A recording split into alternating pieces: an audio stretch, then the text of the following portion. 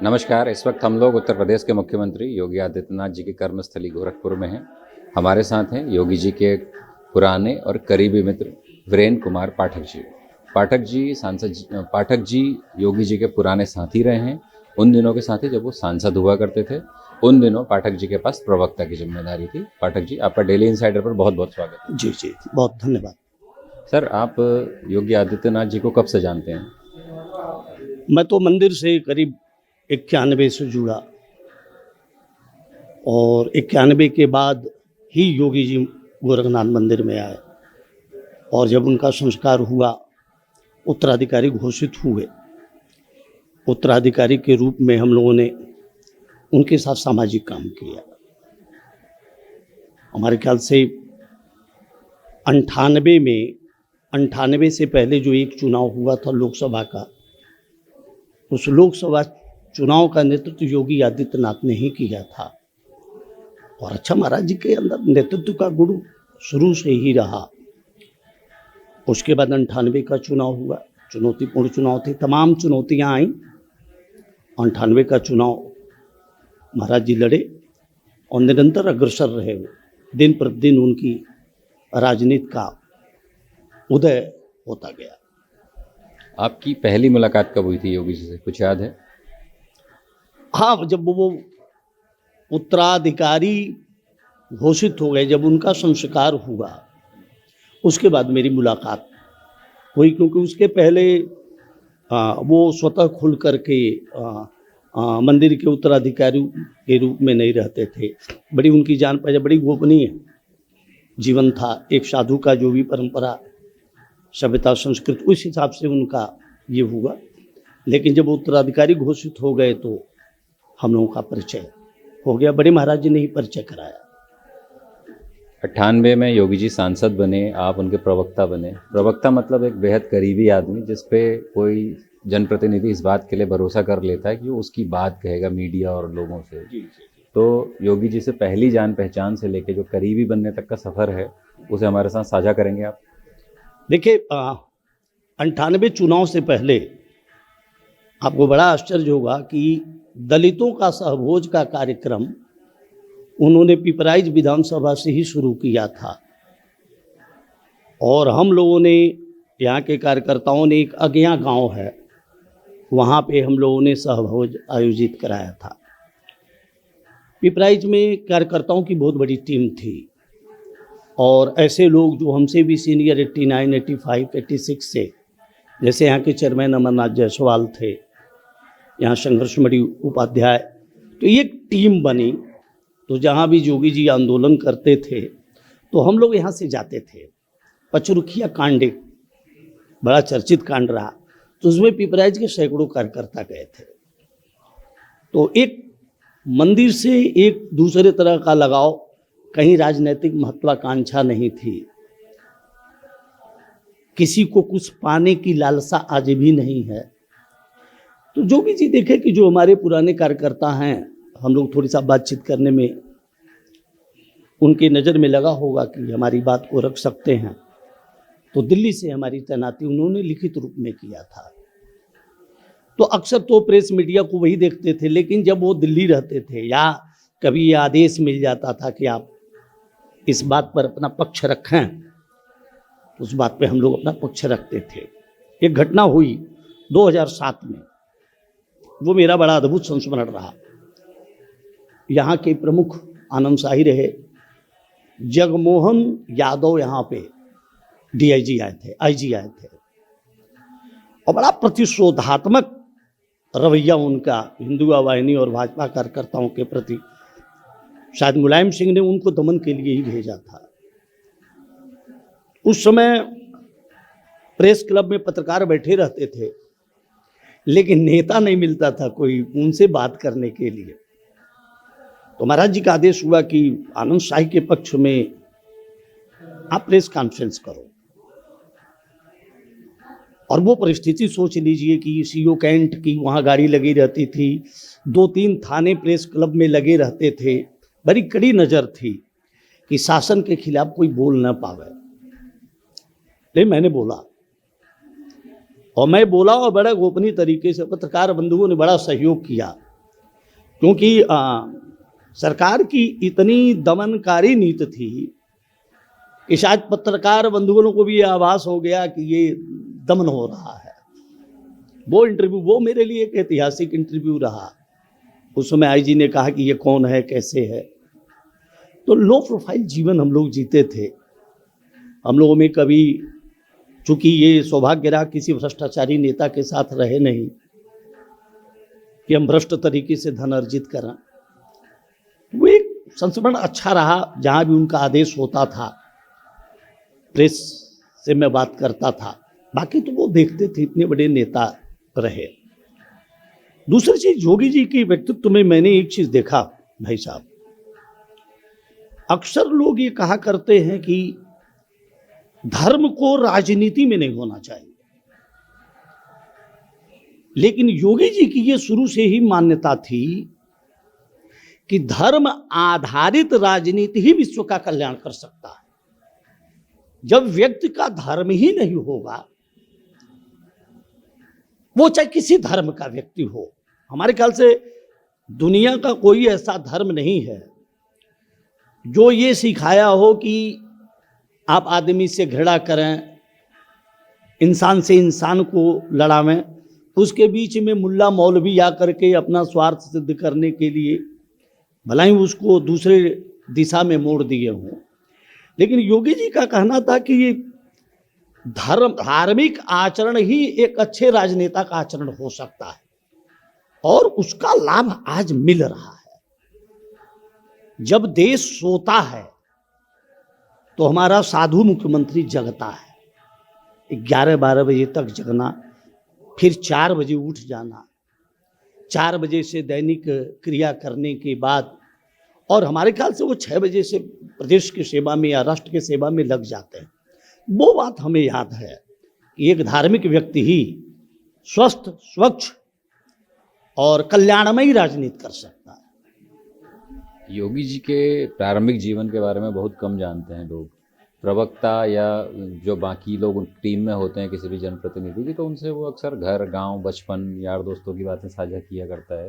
तो कभी योगी जी ने कोई बचपन के यार दोस्तों के संस्मरण साझा किए? योगी जी ने इसे व्यक्तिगत रखा, कभी किसी को साझा हम लोग भी आप मीडिया के माध्यम से ही जानते हैं।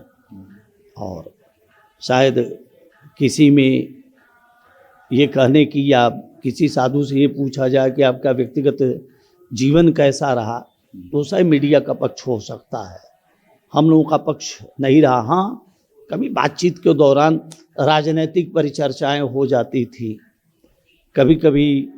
क्योंकि वो जब शुरू में आए थे तो देखिए वो उत्तरांचल के मूल निवासी हैं और ये पूर्वी उत्तर प्रदेश है। तो जब शुरू में आए तो वो सही बोलने वाले लोग होते, उत्तरांचल के लोग छल कपट प्रपंच से दूर रहते हैं।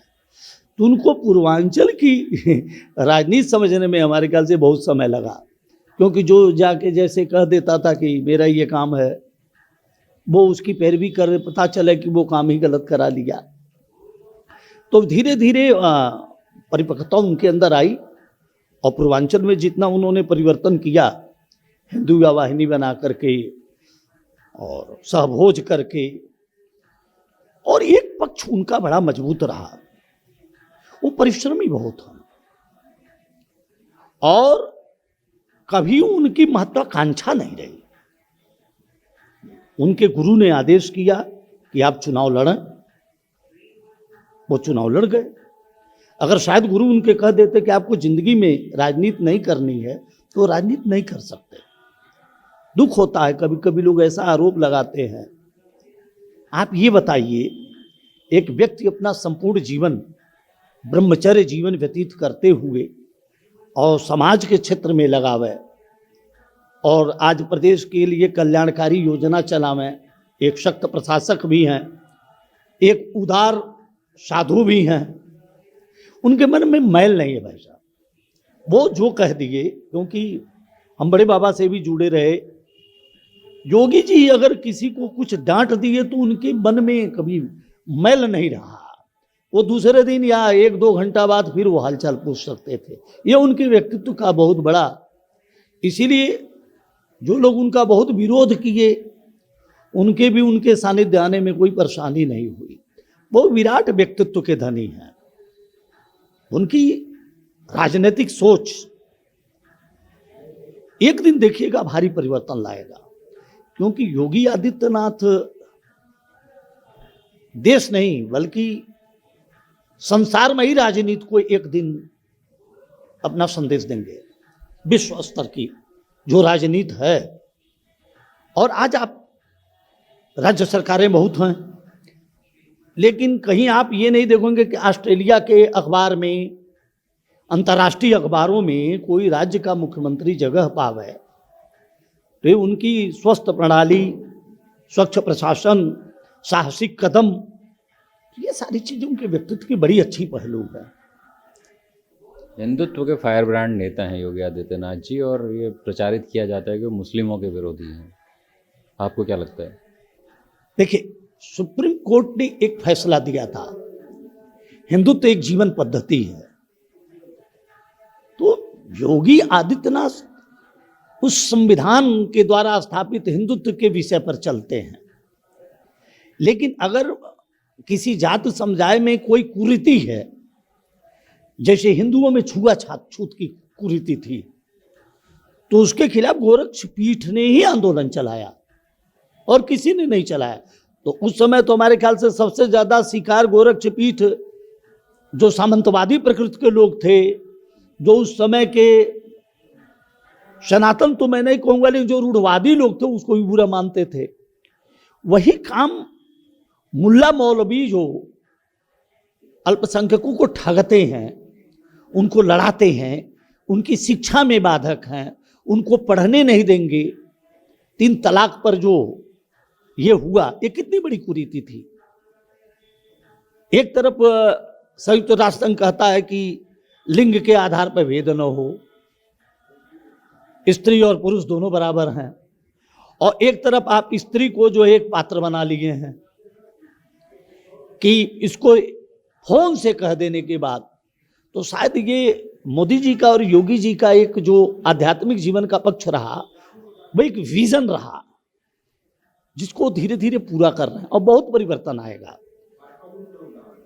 बाबा गोरक्षनाथ की कृपा रही तो इतना परिवर्तन आएगा। इस बारी जो हम लोग प्रचंड बहुमत से आ रहे हैं, बहुत परिवर्तन आपको देखने को मिलेगा। तो वो कभी किसी मुस्लिम के खिलाफ नहीं रहे, लेकिन आतंकियों के खिलाफ जरूर रहे। अगर वो चाहे किसी समुदाय का हो, हम लोगों की तो एक बार लड़ाई गोरखपुर के एक माफिया परिवार से भी हो गई थी, मैं नाम नहीं लेना चाहूँगा। जमीन छिकाया जा रहा था एक मारवाड़ी परिवार का, बड़े सीधे थे। तो अब वहाँ ये कहिए कि उन्होंने विरोध किया, तो तथाकथित तो नेता कहते हैं कि ब्राह्मण विरोधी हैं। मैं ऐसा नहीं मानता। मैं आपको व्यक्तिगत चीज बताता हूँ कि मेरे बच्चे का बीएड में एडमिशन होना था। बड़ा दुख होता है जब लोग कहते हैं कि ये ब्राह्मण द्रोही हैं, ब्राह्मण विरोधी। मैं उसका नज़ीर हूँ। और उस समय हम लोगों की आर्थिक स्थिति उतनी अच्छी नहीं थी कि 55-56 हज़ार की फीस। तो वो मैं महाराज जी के गाड़ी में था, तो उसने फ़ोन किया, पापा मैं बीएड की एंट्रेंस एग्जाम निकाल दिया। तो मैं चुप हो गया। मैंने कहा भाई फीस प्राइवेट स्कूलों में तो बहुत ज़्यादा है, बांस गांव में हुआ था। तो योगी जी ने कहा क्या बात है? हमने कहा महाराज जी वो एडमिशन कल मैं अपने सैलरी से आपको दे रहा हूँ। और उन्होंने सैलरी से हमें 70,000 रुपया दिया। तो जो तथाकथित ब्राह्मणवादी नेता आरोप लगाते हैं, आज मेरा वो लड़का सेवा में है, आज हमारा परिवार खुशहाल है, वो योगी आदित्यनाथ की देन है। लेकिन अब तोड़ मरोड़ के उसे प्रस्तुत करना, वो देखिए टीट फॉर टैट हैं। वो जो भी कहना है आपके सामने कहेंगे। वो मन के अंदर गंदगी रख के कोई बात नहीं करते। उनको जो कहना है वो करेंगे। एक संस्मरण और मैं बता रहा हूँ। मैं रिठिया गांव का निवासी हूँ। वहाँ निषाद बहुत हैं। उनकी बोल्डनेस, उनके चरित्र का बोल्डनेस व्यक्तित्व देखिए।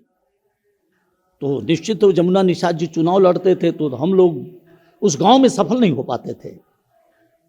क्योंकि हम ब्राह्मण थे, अल्पसंख्यक थे, तो और शाम को गांव में आप जानते ही हैं उस समय शराब पी के उपद्रव कर देना। तो योगी जी आए, एक सभा करानी थी, तो किसी ने उनसे कहा कि आप पाठक जी को न ले जाइए क्योंकि इनसे गांव वाले नाराज हैं। तो उन्होंने कहा देखो, वोट तो हम कहीं न कहीं ले लेंगे, लेकिन ये कहो कि मैं वीरेंद्र पाठक को छोड़ दूं, यह संभव नहीं है। आज के किसी राजनेता पर वो अपने बालक को नहीं ले जा सकता, उसके अगर वोट में बाधक है। ये चरित्र है योगी आदित्यनाथ का। वो ले गए हमें, कहे वो वोट मिलना न मिलना एक अलग विषय है, लेकिन ये हमारे पुराने कार्यकर्ता हैं। बहुत सारी चीजें लोग जानते नहीं हैं, बहुत सारी चीजें लोग जानते नहीं हैं। उसको अलग तरह से विपक्ष के पास कोई मुद्दा नहीं है। पहले मुद्दा तो ये नहीं है कि आप याद कीजिए, मैं चुनौती देता हूं, उत्तर प्रदेश का कोई नौजवान पुलिस विभाग में या जितनी भी भर्तियां हुई हो, वो कह दे कि ये कप चाय मैंने पिलाया, अखिलेश सरकार क्या बात करेगी? 3-3 लाख 4-4 लाख 6-6 लाख बक्सी के जमाने में यहीं पर शिवपाल यादव जो है भर्ती कराता था। आज वो लोग उस व्यक्ति पर प्रश्न चिन्ह लगा रहे हैं। तो योगी आदित्यनाथ का देखिए, उनको राजनेता मुख्यमंत्री के रूप में समझेंगे तो आलोचनाएं हो सकती हैं, लेकिन व्यक्तिगत रूप से समझेंगे तो उस व्यक्ति का कोई जोड़ नहीं है। याद करिए, हर्षवर्धन शाही सबसे संघर्षशील और बड़े पुराने पत्रकारों में आते थे, और योगी जी से उनकी व्यक्तिगत बातें होती थी, व्यक्तिगत राय विमर्श होता था। योगी सरकार आई, उस ईमानदार व्यक्तित्व को सूचना आयुक्त के पद पर बैठा है, वो निभाते भी हैं। अब ये जरूर है कि वीरेंद्र पाठक भी अगर कोई गलत काम लेकर जाएंगे तो नहीं कर सकते, और आज के युग में तो ट्रांसफर पोस्टिंग, कभी कभी हमसे लोग पूछते हैं आप इतने पुराने नेता रहे हैं और आप मोटरसाइकिल से चलते हैं। मुझे बड़ी खुशी मिलती है भाई साहब, उस मोटरसाइकिल में, उस स्कॉर्पियो और उस सफारी में बड़ी बेचैनी होती है। आज इतना क्या कम है कि मैं फोन कर देता हूं मुख्यमंत्री हमें 20 मिनट, हम उठते हैं, हम कहते हैं कि अब आपका समय बहुमूल्य है, मैं जा रहा हूं। ये मुझे बड़ा गर्व है कि मैं उस व्यक्ति के नेतृत्व में अपना जीवन बिताया, राजनीतिक जीवन, सामाजिक जीवन, हमें बड़ा गर्व है। एक और आरोप लगता है योगी जी पे, एक तो ये है कि मुस्लिम विरोधी राजनीति करते हैं वो, और दूसरी चीज़ों के साथ पूरे 5 साल के जो जैसे क्षत्रियों की राजनीति का आरोप लगा उन पर कि ठाकुरों के सुनते हैं, ब्राह्मणों का दमन कर रहे हैं कहीं ना कहीं। एक जो सबसे बड़ा मुद्दा उठता है उनको कि अधिकारियों के अलावा किसी की बात नहीं सुनते हैं वो, सामान्य लोगों की। देखिए, एक चीज है कि पहली बार मुख्यमंत्री होने के बाद थोड़ी सा ये दिक्कत सबके साथ आती है, क्योंकि अधिकारियों को समझने में, भाई सिस्टम तो अधिकारियों का ही काम करेगा। जहां तक वो जितना जानते थे जिस अधिकारी के बारे में, उनका पर्याप्त उन्होंने सदुपयोग किया। लेकिन इस बारी मुख्यमंत्री होने के बाद शायद बहुत परिवर्तन नौकरशाहियों पर दिखाई दे। रही बात ब्राह्मणों की, आप ये बताइए, संतोष तिवारी की हत्या थाने में करता है विकास दुबे, और राजनाथ जी छत्री थे मुख्यमंत्री, तो उनको तो उस समय कार्रवाई करनी चाहिए थी। मैं राजनाथ जी पर आरोप नहीं लगा रहा हूं, न जाने क्या राजनीतिक परिस्थितियां, वो बड़े नेता है, लेकिन कार्रवाई तो उसी समय होनी चाहिए थी ना, जब संतोष तिवारी तो अनुसूचित जाति या मुसलमान तो था नहीं, ब्राह्मण था, उसकी हत्या उस व्यक्ति ने थाने में किया, और सीओ किस कास्ट का था, वो भी ब्राह्मण था, और कितना निशंस तरीके से उसने हत्या किया। तो यदि ऐसे व्यक्ति का दमन होता है तो मैं ऐसे लोगों को ब्राह्मण नहीं मानता। ये ब्राह्मण नहीं है, ये रावण के खानदान के हैं। और आप ध्यान दिए होंगे जितने ब्राह्मण विरोधी कहे हैं सब माफिया मानसिकता से ग्रसित हैं। ठीका चलाना, पट्टी चलाना, फर्जी काम करना। आप हमारे साथ फील्ड में निकलिए।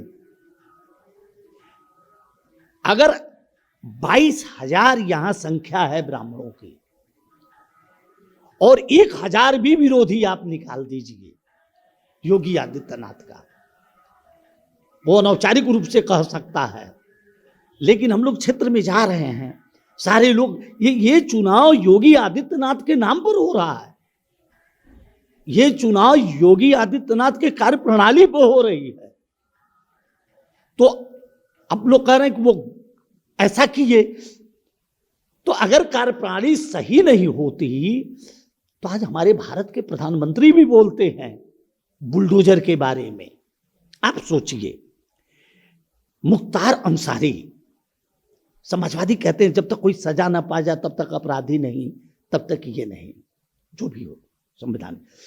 मुख्तार अंसारी की जो जमीन ढहा गया और उसको अगर योगी सरकार आवास नहीं बनाती, तो क्या आपको नहीं लगता कि वो लोग जब भी मजबूत होते तो उस जमीन को ले लेते? कौन नहीं जानता मुख्तार अंसारी बहुत बड़ा माफिया है? कौन नहीं जानता आतिक अहमद बहुत बड़ा? उनको तो समाजवादी पार्टी अपने सहयोगी दलों से चुनाव लड़ा रही है। हो सकता है कुछ लोग कानून के दायरे में ना आए हों, जो आरोप लगाते हैं कोई क्रिकेट खेल रहा है, कोई ये खेल रहा है। लोग कहते हैं कि ब्रिजेश सिंह, मैं आपकी शंका समझ, ब्रिजेश सिंह जेल में है कि नहीं है? ब्रिजेश सिंह अगर कोई लिखा तो कम से कम लिखा तो ब्रिजेश सिंह के खिलाफ कि हमारा उत्पीड़न ब्रिजेश सिंह कर रहे हैं, हमारी जमीन छेका रहे हैं। अगर हमारी सरकार, योगी सरकार कार्रवाई न करो तो उनको दोष दीजिए। अब बिना शिकायत मिले ही वह आदमी जेल में हो और उसको वहां सजा दें। कार्रवाई की है पुलिस, धनंजय सिंह पे वो भी गए जेल। लेकिन ये सब निराधार बात, किसी साधु को इस तरह से देखिए। योगी आदित्यनाथ इस देश के भविष्य हैं। पूर्वांचल में कोई सोचता नहीं था। 11 बजे रात को लाइन आती थी भाई साहब और 5 बजे चली जाती थी। आज 1 घंटा लाइन कट जाती है तो लोग जेई को फोन करते हैं। और ये केवल गोरखपुर में नहीं हुआ, ये पूरे उत्तर प्रदेश में हो सकता है गोरखपुर को 20 घंटा, 24 घंटा, 18 घंटा मिली हो, लेकिन 15-16 घंटा से कम बिजली किसी जनपद को नहीं मिली। सब जिलों में कोई आवे कहे कि भाई हमारे जिले में 6 ही घंटा मिली, 8 घंटा मिली। ये 5 जनपद को बिजली दे करके, और लोग कह रहे रोजगार की बात, ठीक है। जब आप नियम से कोई काम करते हैं तो भाई साहब उस नियुक्ति में विलंब होती। आप हमेशा देख लीजिए, जब नियम से काम करेंगे, सफाइयों के अंदर हमेशा हड़बड़ी रहा और वहां से लिख के आता था कि इतने अल्पसंख्यक सिपाही होंगे और इतने एक जाति विशेष के सिपाही होंगे। उस धारणा को तोड़ा योगी आदित्यनाथ ने। नियुक्ति जिनकी हुई उसमें यह नहीं पूछा गया ब्राह्मण हैं कि ठाकुर हैं कि आप वैश्य हैं कि अनुसूचित हैं। तो इस तरह का हताश लोग करते हैं जो माफिया। देखिए, माफिया प्रवृत्ति किसी के अंदर आ सकती है, किसी जाति में आ सकती है। माफियाओं की तो चली नहीं। और राजभर वहां ये सोच कर गए थे कि हम 100 करोड़ रुपया कमाएंगे, राजनीतिक दल चलाएंगे। वहां चला नहीं तो आरती तो उतारेंगे नहीं। स्वामी प्रसाद मौर्य, ये लोग भ्रष्ट तरीके से धन कमाते थे। योगी के शासन में इन लोगों का नहीं चला। मैं जहां तक योगी को जानता हूं वो चलने नहीं देंगे। योगी जी एक जनवादी नेता बन के उभरे हैं इस 5 सालों में। एक दूसरा पहलू है ये, हम लोग कई विधानसभा क्षेत्रों में गए हैं, लोग अपने विधायक से नाराज हैं, सांसद से नाराज हैं, मगर योगी जी के नाम पे उनको वोट कर रहे हैं। तो वो सांसद जी जिनको आप जानते थे, आज उत्तर प्रदेश के सबसे बड़े जनवादी नेता के तौर पर बड़ा चेहरा बन के उभरे हैं। क्या ऐसे गुण हैं उनके अंदर जिसकी वजह से पब्लिक इतना पसंद कर रही है उनको? देखिए, सबसे बड़ी चीज, पहला गुण तो उनके अंदर परिश्रमी बहुत हैं। दूसरा गुण अनुशासित बहुत हैं। तीसरा गुण वो जनता के बीच में रहना चाहते हैं। वह उनकी स्वभाव में है। जब तक वो 150 लोगों से नहीं मिलेंगे या 10 ही 20 लोगों से, अगर आप अपॉइंटमेंट लेते हैं तो आपसे 5 ही मिनट मिला। कालिदास मार्ग को पहली बार ठेकेदारों, भ्रष्टाचारियों, अपराधियों से मुक्त कराया योगी आदित्यनाथ ने। पहली बार हमारे वहां अगर राम भुवाल कुशवाहा जाता है मिलने, वीरेंद्र पाठक जाते हैं मिलने, संघर्ष मणि जाते हैं, लो प्रोफाइल लोग, वरना वो नोएडा सेक्टर से भरा पड़ा रहता था। धारणाएं भी तोड़ी योगी ने। लोग कहते थे जो नोएडा चला जाएगा वो मुख्यमंत्री नहीं रहेगा। एक संत के लिए पद रहना न रहना कौन सी बड़ी बात है। अरे पार्टी ने, मोदी जी ने कहा मुख्यमंत्री का काम संभाल रहे, पार्टी जो भी कहेगी वो संभालेंगे। तो ये बड़ा अनुशासित अपनी बात को, और वो भ्रष्टाचार पे किसी से भिड़ सकते हैं। ये बिल्कुल धारणा निकाल देनी चाहिए कि उस व्यक्ति को किसी पद का लालच दे करके और भ्रष्टाचार से दुनिया में कोई समझौता नहीं करा सकता। वही उनकी पहचान है। आप जरा सोचिए, उनके घर का आपने वीडियो देखा उत्तरांचल में? इनके मामी, मामा, चाचा, चाची, काकी, काका, हजार करोड़ के आदमी हैं। आज उनकी बहन फूल बेचती है भारत में कोई नजीर? यह योगी आदित्यनाथ ही नजीर प्रस्तुत कर सकते हैं। अब ईमानदारी की बात सुनिए। मुझे, मेरी बहू एक CISF में है, ठीक है ना, केंद्रीय अर्धसैनिक बल में सब इंस्पेक्टर, वो ग्वालियर में है। मेरा लड़का उत्तर प्रदेश पुलिस में है। तो मैं योगी जी से मिलने गया, मैंने कहा कि वो वहां है, ये यहाँ है, आप कह देते। तो उन्होंने कहा मैं इसमें कह नहीं पाऊंगा क्योंकि ये केंद्र का मामला है। समाजवादी कार्यकर्ता के पास हिम्मत है क्या? उसका नेता इतना कह दे फिर भी उतनी ही आत्मी लगा और उतना प्रेम से दिन भर हम लोग नारा लगाते हैं हमारा नेता कैसा हो, योगी आदित्यनाथ जैसा हो। हम जानते हैं उनके नेचर को, उनका नेचर है वो कह देंगे। आपको 2 मिनट तकलीफ होगा और वही बताइए वो 4 बार दौड़ाते तो, झूठ बोलते तो। उनका भ्रष्टाचार से समझौता न करना ही इन विपक्षियों की नजर के किरकिरी बने हुए हैं।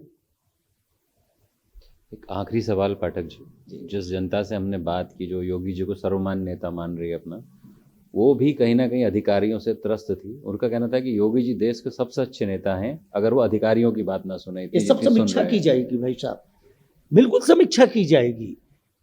ये दूसरी बार जब योगी आदित्यनाथ मुख्यमंत्री का शपथ ग्रहण करेंगे तो ऐसा नहीं कि जैसे फीडबैक हमें दे रहे हैं हम उनको देंगे, तो आम कार्यकर्ता भी तो बताएगा।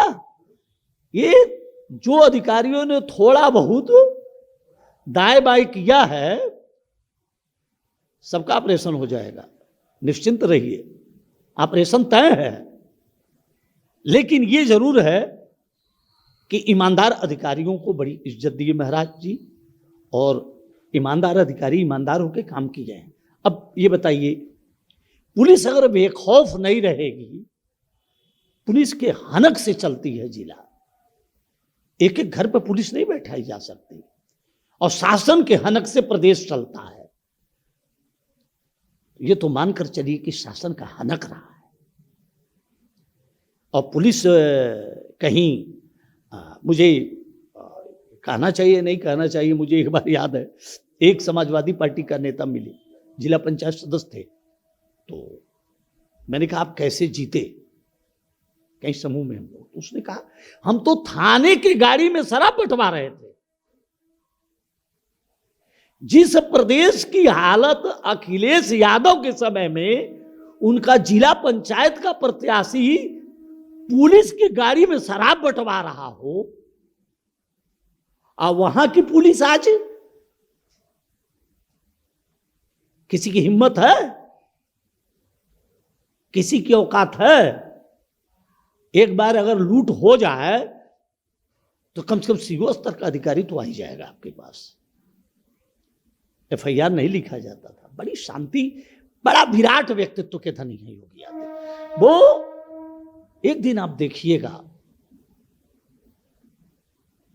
वो संसार को आलोकित करेंगे, क्योंकि जिसके पास कोई लालच ना हो ना, साधु को किस बात की लालच है। जो व्यक्ति रिश्ते को तिलांजलि दे दिया, ये साधु लोग जब आते हैं तो अपना पिंडदान करते हैं।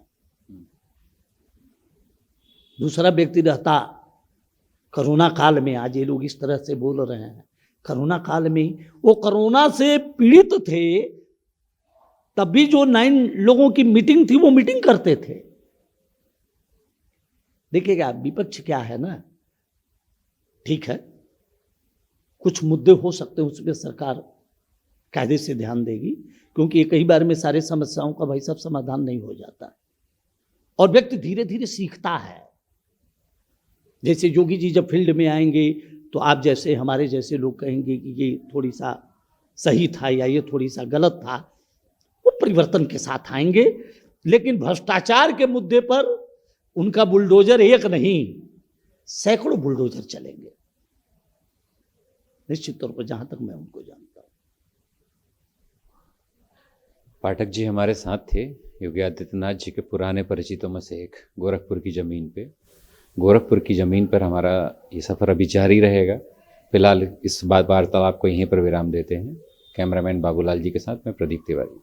यूपी और देश दुनिया की तमाम ताजा तरीन खबरों के लिए गूगल प्ले स्टोर से आज ही डाउनलोड करें हमारा तेजी से उभरता न्यूज ऐप डेली इंसाइडर।